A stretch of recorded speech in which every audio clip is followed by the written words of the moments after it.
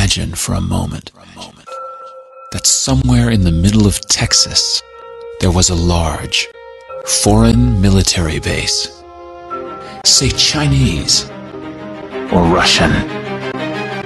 Imagine that thousands of armed foreign troops were constantly patrolling American streets in military vehicles.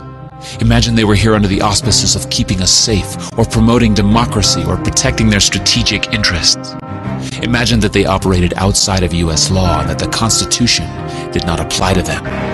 Imagine that every now and then they made mistakes or acted on bad information and accidentally killed or terrorized innocent Americans, including women and children, most of the time with little or no repercussions or consequences.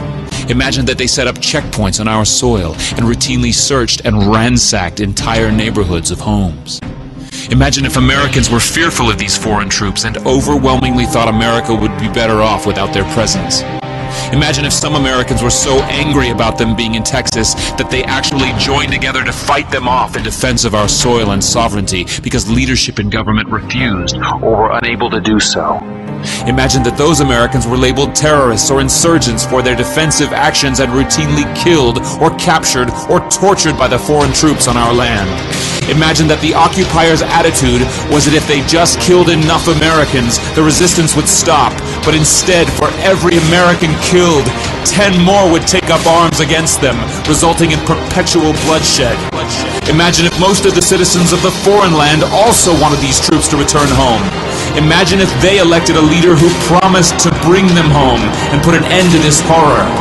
Imagine if that leader changed his mind once he took office.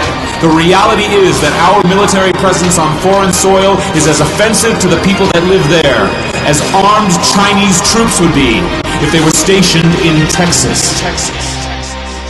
Shutting down military bases and ceasing to deal with other nations with threats and violence is not isolationism. It is the opposite. Opening ourselves up to friendship, honest trade, and diplomacy is the foreign policy of peace and prosperity. It is the only foreign policy that will not bankrupt us in the short order, as our current actions most definitely will. I share the disappointment of the American people in the foreign policy rhetoric coming from the administration. The sad thing is, our foreign policy will change eventually, as Rome's did, when all budgetary and monetary tricks to fund it are exhausted.